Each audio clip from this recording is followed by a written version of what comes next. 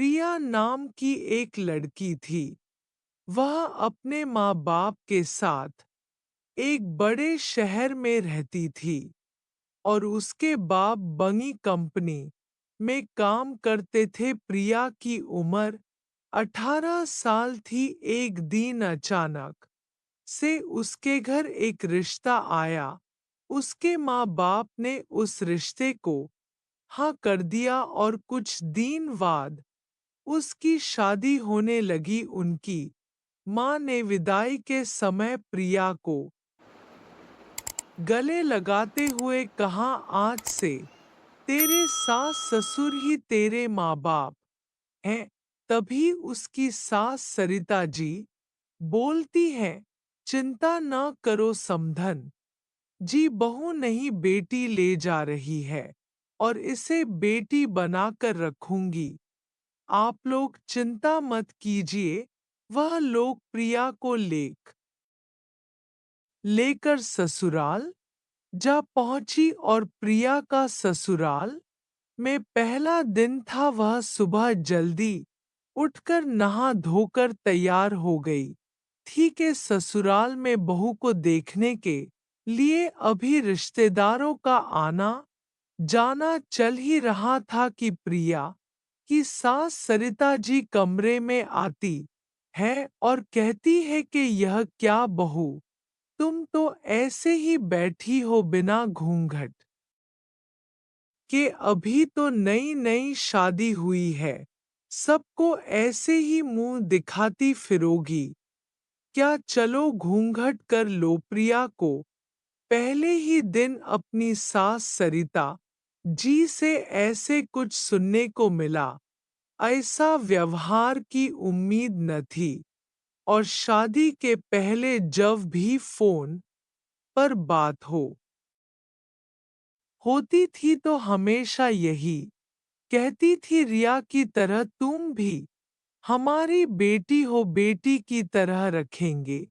फिर ये क्या है? प्रिया ने सोचा, शायद अभी रिश्तेदारों का आना जाना है, इसलिए ऐसा कह रही हूं। प्रिया ने उनकी बातों को अपने दिल से नहीं लगाया और लंबा घूंघट करके बैठ गई। मेहमानों के जाने के बाद भी सरिता जी हमेशा प्रिया को ससुर जी के सामने भी घूंघट करने के लिए टोकती रहती। एक दिन सरिता जी और प्रिया साथ में खाना खा रही थी। प्रिया को रोटी चाहिए थी। घर में कोई और था भी नहीं तो प्रिया ने सोचा खुद ही रोटी उठा लेती हूँ। प्रिया ने जैसे ही हाथ बढ़ाया, सरिता जी जोर से चिल्लाईं, अरे पूरे रोटियों को जूठी कर दोगी क्या? बहुओं का जूठा छुआ ससुर जी नहीं खाते, तुम्हें नहीं पता है क्या? सरिता जी की आवाज में इतना तीखापन था कि बेचारी प्रिया की भूख ही मर गई। सरिता जी हमेशा किसी न किसी बात पर प्रिया को टोकती रहती थी। बहू ये मत करो, बहू वो मत करो।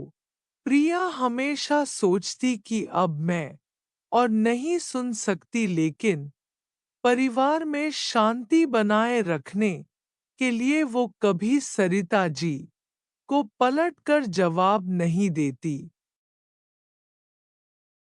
हमेशा हंसमुख और चंचल रहने वाली प्रिया गुमसुम रहने लगी। ससुराल में उसे घुटन सी होने लगी। प्रिया के मायके से जब भी कोई मिलने आता, सरिता जी सबसे यही बोलती कि प्रिया तो हमारी बेटी है और हम उसके माँ बाप हैं, उसे बिल्कुल बेटी की तरह रखते हैं। एक दिन प्रिया और उसकी ननद रिया किसी बात को लेकर जोर जोर से हंस रही थी। तभी उसकी सास सरिता जी गुस्से से आती हैं और कहती है कि बहुएं इतनी जोर से हंसती है क्या पड़ोसी भी सोच रहे होंगे।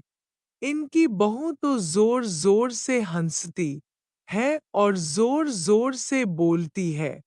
तुम्हारे माँ बाप ने कोई संस्कार नहीं सिखाए हैं क्या। माँ बाप के संस्कार पर सवाल उठाने पर प्रिया से रहा न गया। वह अपनी सास को बोल उठी, मां जी आज आप मुझे बता दीजिए कि मुझे यहाँ बेटी की तरह रहना है या बहू की तरह। एक और तो आप सबसे यही बोलती फिरती हैं कि प्रिया को हम बेटी की तरह रखते हैं, तो क्या बेटियां हमेशा घर में घूंघट में रहती हैं। बेटियों का छुआ भोजन कोई पिता नहीं खाता क्या। बेटियां अपने घर में जोर जोर से हंस बोल नहीं सकती क्या। सिर्फ बहू को बेटी कह देने से बहू बेटी नहीं बन जाती। अपने व्यवहार और सोच में भी उसे बेटी की तरह ही प्यार और सम्मान देनी पड़ती है। सरिता जी के पास प्रिया के सवालों का कोई जवाब नहीं था तो वो चुपचाप अपने कमरे में चली गई। दोस्तों, मैं इस कहानी के माध्यम से यही बताना चाहती हूँ कि हमारे समाज में आज सभी ससुराल वाले यही कहते हैं कि हम बहू को बेटी की तरह रखते हैं। फिर क्यों कदम कदम पर उन्हें ये एहसास दिलाया जाता है कि तुम बेटी नहीं बहू हो। सिर्फ बहुओं से ही ये अपेक्षा की जाती है कि वह सास ससुर को माँ बाप की तरह प्यार और सम्मान दे, और जो लड़की अपने माँ बाप भाई बहन को छो